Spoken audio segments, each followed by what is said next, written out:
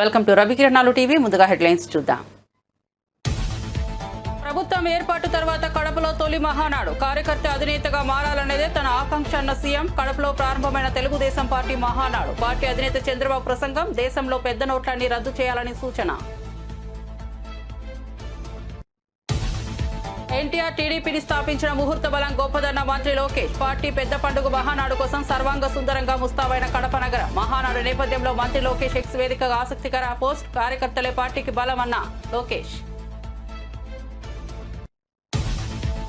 తెలంగాణ జాగృతి నేతలతో కవిత సమావేశం. బంజారా హిల్స్ లోని కవిత నివాసంలో జరిగిన సమావేశం. సింగరేణి ప్రాంత జాగృతి నేతల హాజరు. ప్రస్తుత పరిణామాలు, భవిష్యత్ కార్యక్రమాలపై చర్చ.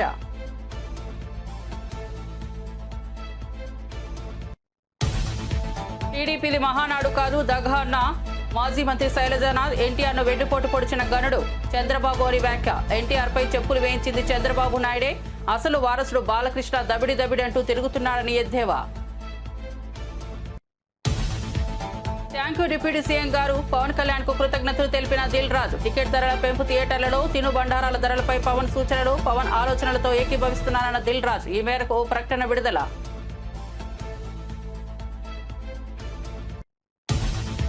జూన్ 2న కవిత కొత్త పార్టీ ప్రకటిస్తారంటూ రఘునందన్ రావు జోష్యం. షర్మిల మాదిరి కవిత పాదయాత్ర చేస్తారన్న రఘునందన్ రావు. దయ్యాల మధ్య కవిత 10 ఏళ్లు ఎలా ఉన్నారని ప్రశ్న. తండ్రి కూతుళ్ల మధ్య మధ్యవర్తులు ఎందుకన్న రఘునందన్ రావు.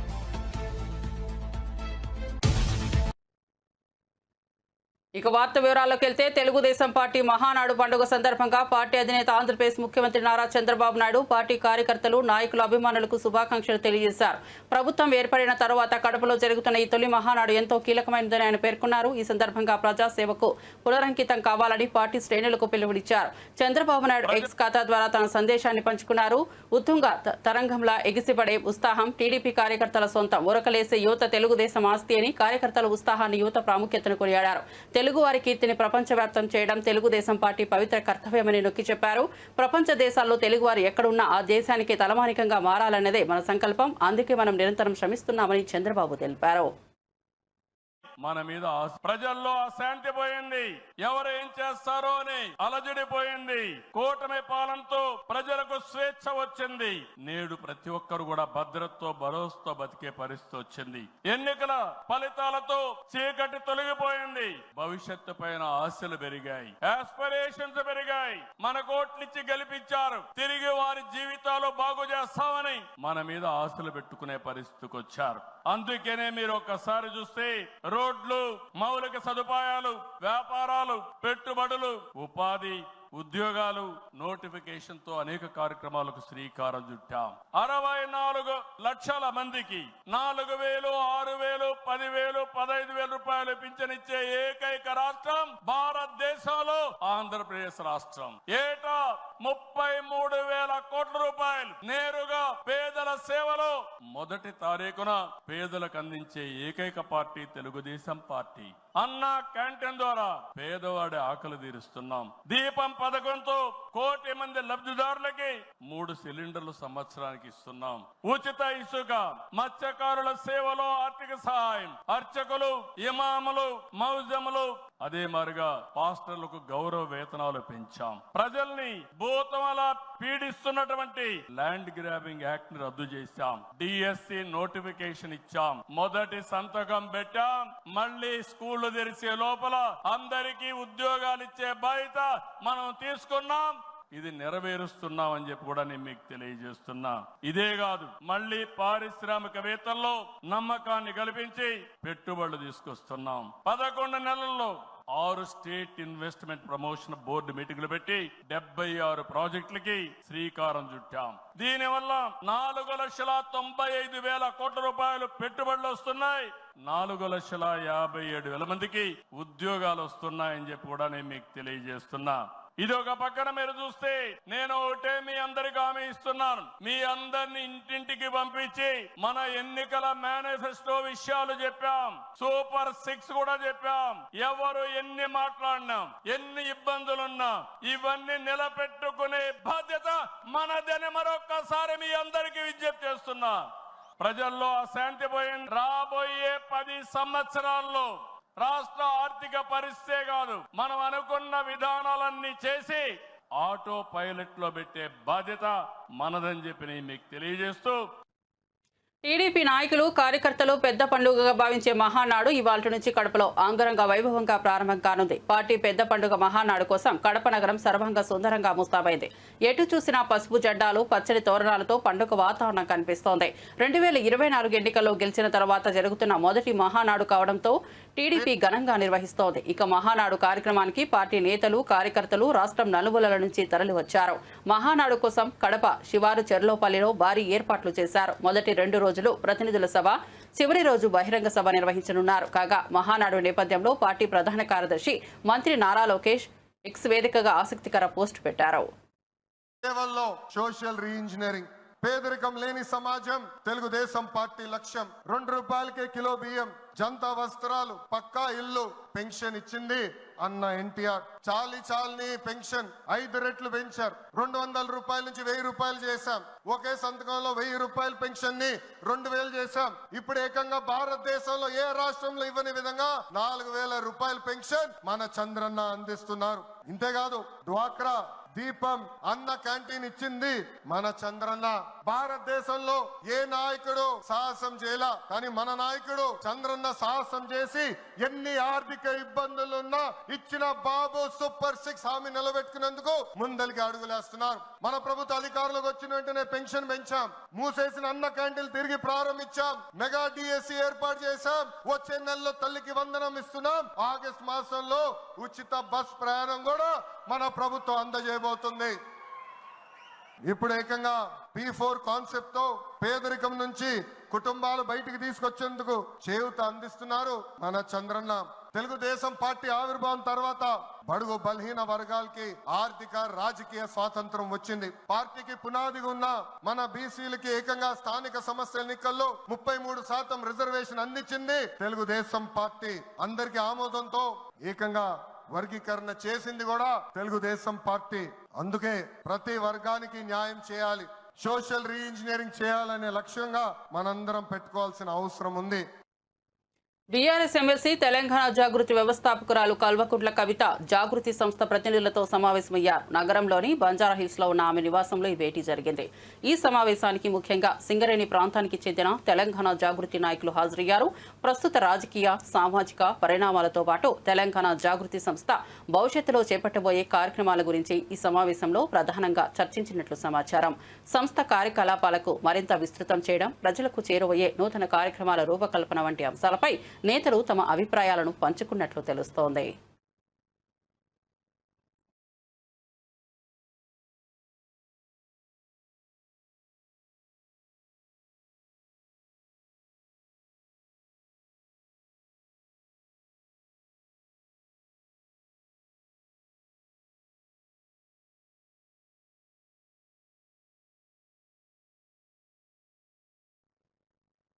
బీఆర్ఎస్ అధినేత కేసీఆర్ కు ఆయన కుమార్తె ఎమ్మెల్సీ కల్వకుంట్ల కవిత రాసిన లేఖ తెలంగాణ రాజకీయాల్లో తీవ్ర దుమారం రేస్తోంది. ఈ లేఖపై ఇప్పటికే కాంగ్రెస్, బీజేపీ నేతలు విమర్శలు గుప్పిస్తుండగా తాజాగా మెదక్ ఎంపీ బీజేపీ నేత రఘునందన్ రావు మరోసారి కీలక వ్యాఖ్యలు చేశారు.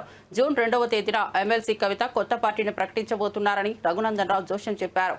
ఆ తరువాత ఆమె తెలంగాణ వ్యాప్తంగా వైఎస్ షర్మిల మాదిరి పాదయాత్ర కూడా చేపడతారని ఆయన వ్యాఖ్యానించారు. కవిత గెలిచినప్పుడు కేసీఆర్ దేవుడయ్యారు, మరి ఇప్పుడు ఆయనే దెయ్యం ఎలా అయ్యారంటూ రఘునందన్ రావు సందేహం వ్యక్తం చేశారు. అలాంటి దెయ్యాల మధ్య 10 ఏళ్ల పాటు రాజకీయం ఎందుకు చేసినట్లు అంటూ కవితను ఉద్దేశించి ఆయన చురకలటించారు. కవిత వద్దకు కేసీఆర్ మధ్యవర్తులను పంపించారని, తండ్రి కూతుర్ల మధ్య మధ్యవర్తులు ఎందుకని ప్రశ్నించారు.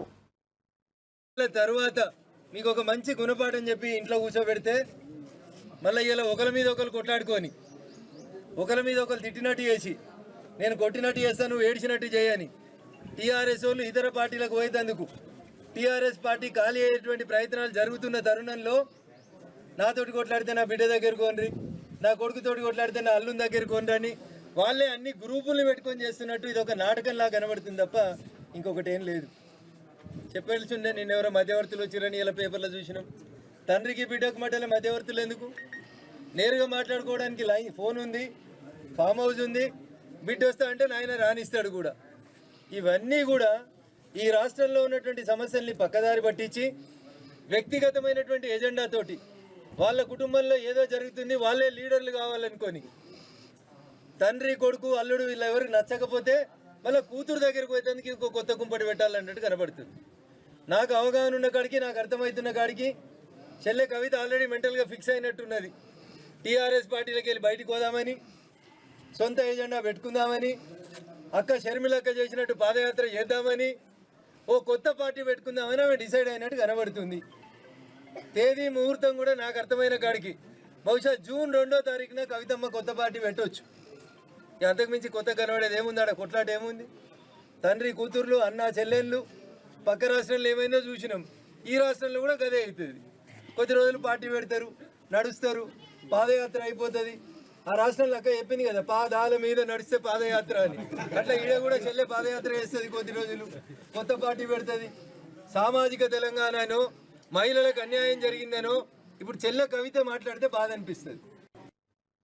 థియేటర్ల బంద్ వ్యవహారంపై AP deputy CM Pawan Kalyan స్పందించడం తెలిసిందే. దీని వెనుక ఉన్న వ్యక్తులెవరో తెలుసుకోవాలని ఆయన ఆదేశించారు.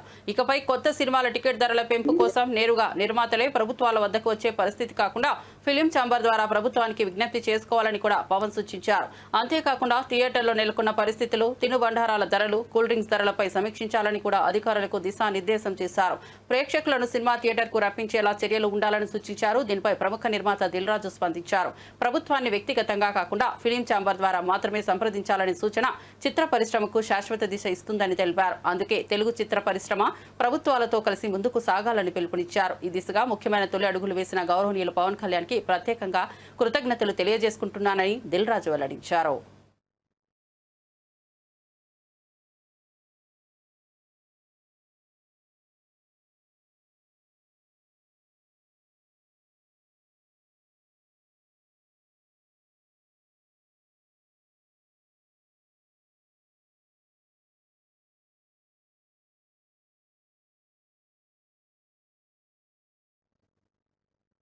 టీడీపీది మహానాడు కాదని దగానాడు అని మాజీ మంత్రి శైలజానాథ్ విమర్శించారు. ఎన్టీఆర్ను వెన్నుపోటు పొడిచింది చంద్రబాబేనని, ఆయనదే ఎన్టీఆర్పై చెప్పులు వేయించిన ఘనత అని ఆరోపించారు. టీడీపీకి అసలైన వారసుడు ఎవరు అన్న ప్రశ్నను ఆయన ఎత్తి చూపారు. బాలకృష్ణ దబిడిదబిడంటూ తిరుగుతున్నారని ఎద్దేవా చేశారు. అసలైన వారసుడైన జూనియర్ ఎన్టీఆర్ను పార్టీకి దూరం చేశారని మండిపడ్డారు. చంద్రబాబు తన కుటుంబం చుట్టూ పార్టీని నడిపించడమే లక్ష్యంగా పెట్టుకున్నారని ధ్వజమెత్తారు. నాకు ఆశ్చర్యం వేస్తుంది, బాధేస్తుంది.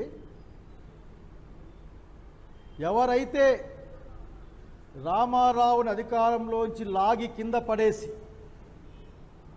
వైస్రాయ్ హోటల్ దగ్గర పోతే చెప్పులు వేసి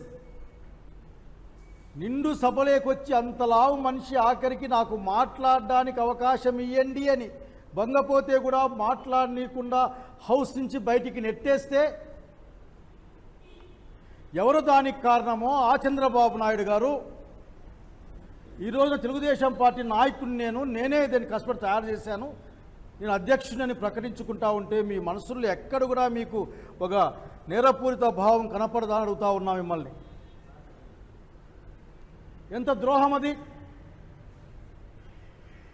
తన మీదే పోటీ చేస్తానని చెప్పిన మనిషి తన అల్లుడు చంద్రబాబు నాయుడు గారిని చేరదీస్తే తన సీటును లాగి పక్కకు పడేసి రోడ్డు మీద పడేసి మానసిక క్షోభతో నందమూరి తారక రామారావు గారు తమ ప్రాణాలను కోల్పోయిన సంగతి అందరికీ తెలుసు. మీరు కన్వీనియంట్గా మర్చిపోయే ప్రయత్నం చేస్తూ ఉన్నారు. ఈ రోజున బహుశా మహానాడు అనే పేరు జరగబోయే ఈ రోజున రామారావు గారికి దగ, ప్రజలకు దగ, ఆయన ఆత్మ క్షోభిస్తూ ఉంటుంది. నాకు గురించి ఆశ్చర్యం అట్లా ఆలోచిస్తూ ఉంటే who is the owner of, లేకపోతే who is the owner of this party? దీన్ని వారసుడెవడు? అది వారసుడెవడు? ఈ మధ్య ఒక సినిమా కూడా వచ్చింది, వారసుడెవడు? అసలు వారసుడేమో దిబిడని తిరుక్కుంటా ఉన్నాడు. ఇంకొకరేమో భారతీయ జనతా పార్టీపై పాపం అక్కడ ఉంచరో ఎప్పుడు పీకేస్తారో తెలియని అధ్యక్ష స్థానంలో అక్కడ ఇంకొక కూతురు. అట్లాగే రెండో మ్యారేజ్ చేసుకున్న, అఫిషియల్గా మ్యారేజ్ చేసుకున్నారు కాబట్టి ఆ పెద్ద ఆమె ఎక్కడ పాపం ఆమె బాధలు ఆమెవి. చివరికి జూనియర్ ఎన్టీఆర్ ఏం ఆఖరికి అవునా కాదా అని గొడవల్లో మళ్ళీ వాళ్ళే గొడవలు పెట్టి వాళ్ళు అసలుకి ఎవరు వారసులు? వాస్తవానికైతే నేను చెప్పిన ఈ 3 పేర్లే కదా, నందమూరి బాలకృష్ణ గారి దగ్గర నుండి జూనియర్ ఎన్టీఆర్ వరకు కదా. ఏమైనా వారసత్వాన్ని క్లెయిమ్ చేయగలిగితే తిరుమల శ్రీవారిని టీడీపీ ఎమ్మెల్యే చింతమనేని ప్రభాకర్ దర్శించుకున్నారు. శ్రీవారి ఆలయానికి చేరుకున్న ఆయన వీఐపీ బ్రేక్స్ దర్శనంలో భాగంగా స్వామివారిని దర్శించుకుని ప్రత్యేక పూజలు నిర్వహించారు. ఈ సందర్భంగా ఆలయ ప్రాంగణంలో భక్తులతో కలిసి ఫోటోలు దిగారు. తిరుమలలో రాష్ట్ర శాంతి, ప్రజల సంక్షేమం కోసం ప్రత్యేక ప్రార్థనలు చేసినట్లు చెప్పారు.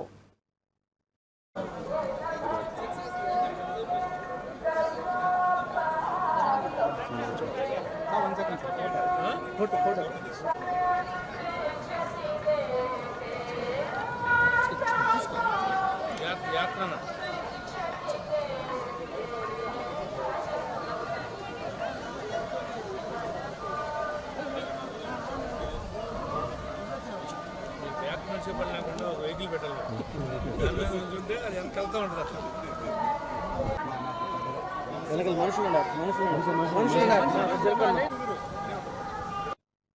ప్రముఖ నిర్మాత దిల్ రాజు తన కుటుంబ సభ్యులతో కలిసి తిరుమల శ్రీ వెంకటేశ్వర స్వామిని దర్శించుకున్నారు. ఉదయం వేళ వీఐపీ బ్రేక్ సమయంలో ఆలయానికి చేరుకున్న వారు స్వామివారి దర్శనం పొందారు. ఆలయ అర్చకులు వారికి తీర్థ ప్రసాదాలు అందించారు. దర్శనానంతరం దిల్ రాజు మీడియాతో మాట్లాడిన పూజల్లో ఆయన ఆరాధనాత్మకంగా పాల్గొన్న దృశ్యాలు వైరల్ అయ్యాయి.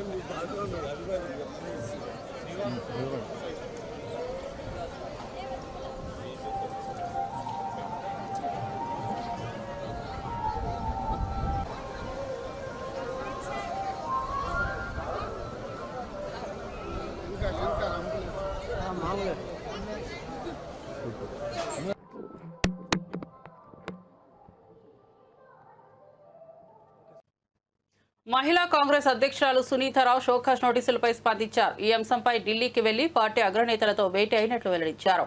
ఇటీవల జరిగిన ఘటనపై క్షమాపణలు చెబుతూ తన వైఖరిని వివరిస్తూ ఒక లేఖను హైకమాండ్ కు సమర్పించినట్లు తెలిపారు. పార్టీ పట్ల తనకు ఉన్న విధేయతను స్పష్టం చేసిన సునీతారావు సమస్యను పరిష్కరించేందుకు ప్రయత్నిస్తున్నట్లు పేర్కొన్నారు. ఈ అంశం ప్రస్తుతం కాంగ్రెస్ వర్గాల్లో చర్చనీయాంశంగా మారింది. గతంలో అంటే మొన్న 14వ తారీఖు జరిగిన ఇష్యూ పైన మాట్లాడుతూ మా చెల్లెళ్ళు అక్కడ అసంతృప్తితో అక్కడ కూర్చోవడం జరిగింది. సో అది నిరసనగా నేను అన్నాను, మీరందరూ ప్రొటెస్ట్గా వేసి తర్వాత చాలా వరకు ట్రోల్ అయింది. దానికి ఇండిసిప్లిన్ నోటీస్, షోకాజ్ నోటీస్ వచ్చింది. షోకాజ్ నోటీస్కి రిప్లై ఇస్తూ ఢిల్లీకి వెళ్ళి అందరు పెద్దలను కలవడం జరిగింది. పిసిసి అధ్యక్షులతో పాటు నేషనల్ అధ్యక్షురాలు అల్కా లంబాతో పాటు మీనాక్షి నటరాజన్ గారితో కూడా ఏఐసిసి ఇన్ఛార్జ్ గారితో మాట్లాడడం జరిగింది. ఏది ఏదైనప్పటికీ కూడా నా చెల్లెళ్ళ తరఫున వాళ్ళ అసంతృప్తి ఏదైతుందో ప్రతి నేషనల్ ప్రెసిడెంట్తో పాటు పిసిసి అధ్యక్షులతో పాటు నేను ఏఐసిసి ఇన్ఛార్జికి వివరించడం జరిగింది. రాబోయే కాలంలో తగిన ప్రాధాన్యత ఇస్తూ వాళ్ళందరికీ కూడా న్యాయం చేస్తానని మాట ఇచ్చారు. అదేవిధంగా అక్కడ జరిగిన అంశం వాళ్ళకి అసంతృప్తితో ఆ విధంగా చేయడం, వాళ్ళందరి తరఫున కూడా అపాలజీ చెప్పడం జరిగింది. నా తరఫున కూడా అపాలజీ చెప్తూ నేను వారికి లెటర్ రాయడం జరిగింది. దేశ విభజన నేపథ్యంలో కీలక వ్యాఖ్యలు చేసిన ప్రధాని నరేంద్ర మోదీ 1947లో భారత్ 3 ముక్కలైందన్నారు. దేశ స్వాతంత్ర్యం వచ్చిన అదే రాత్రి కశ్మీర్లో తొలి ఉగ్రదాడి జరిగిందని గుర్తు చేశారు. సాయుధ మూకల మద్దతుతో పాకిస్తాన్ కశ్మీర్లోని కొంత భాగాన్ని ఆక్రమించుకుని విమర్శించారు. అప్పట్లో ఉగ్రవాదులను తరిమికొట్టి పీఓకుని స్వాధీనం చేసుకోవాలన్న సర్దార్ వల్లభాయ్ పటేల్ సలహాను పాటించి ఉంటే ఇవాళ ఉగ్రదాడులు ఉండేవి కాదని అన్నారు. భవిష్యత్ ఉగ్ర ప్రమాదాల మీద కూడా అప్పటి నిర్ణయాలు ప్రభావం చూపాయని వ్యాఖ్యానించారు.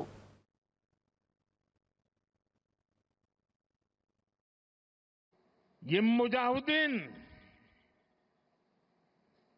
जो लहू चख गए थे, वो सिलसिला 75 साल से चला है. पहलगाम में भी उसी का विकृत रूप था. 75 साल तक हम जेलते रहे और पाकिस्तान के साथ जब युद्ध का नौबत आई, तीनों बार भारत की सैन्य शक्ति ने पाकिस्तान को धूल चटा दी।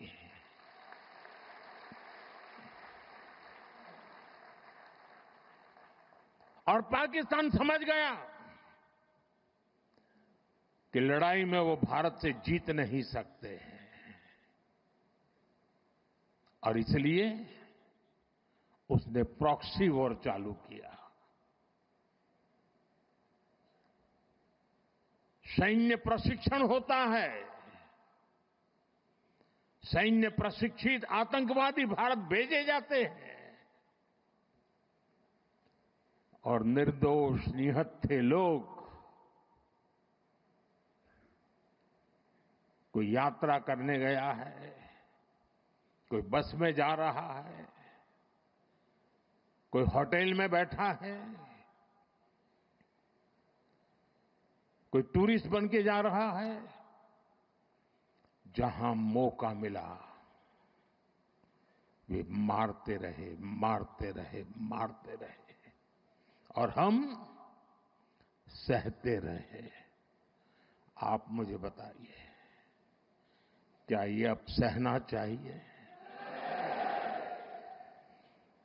क्या गोली का जवाब गोले से देना चाहिए? ईंट का जवाब पत्थर से देना चाहिए? ये कांटे को जल मुर्द से उखाड़ देना चाहिए?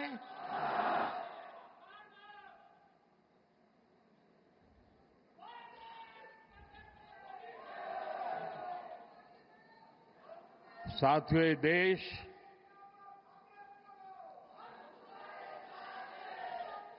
उस महान सांस्कृतिक परंपरा को लेकर के चला है, वसुधैव कुटुंबकम। ये हमारे संस्कार है, ये हमारा चरित्र है, सदियों से हमने इसे जिया है। हम पूरे विश्व को एक परिवार मानते हैं। हम अपने पड़ोसियों का भी सुख चाहते हैं, वे भी सुख चैन से जिए, हमें भी सुख चैन से जीने दे।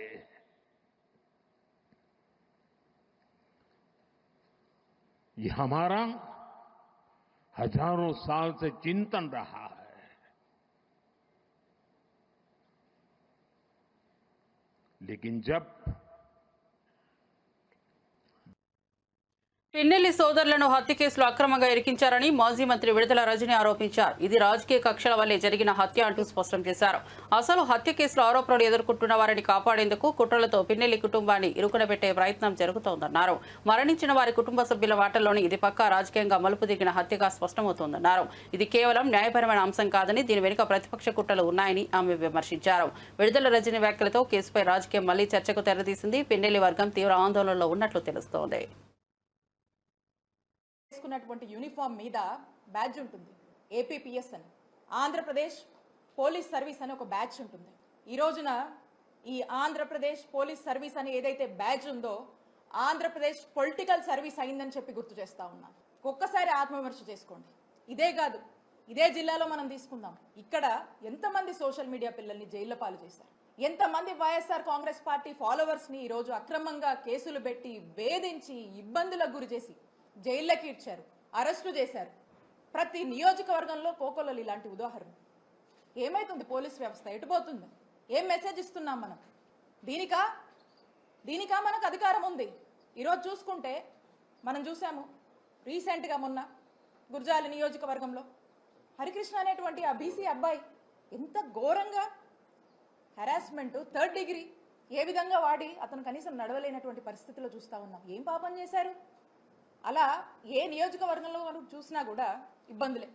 అంతెందుకు, మన నరసరావుపేట నియోజకవర్గంలోనే గోపిరెడ్డి గారి మీద ఎన్ని అక్రమ కేసులు కట్టారు.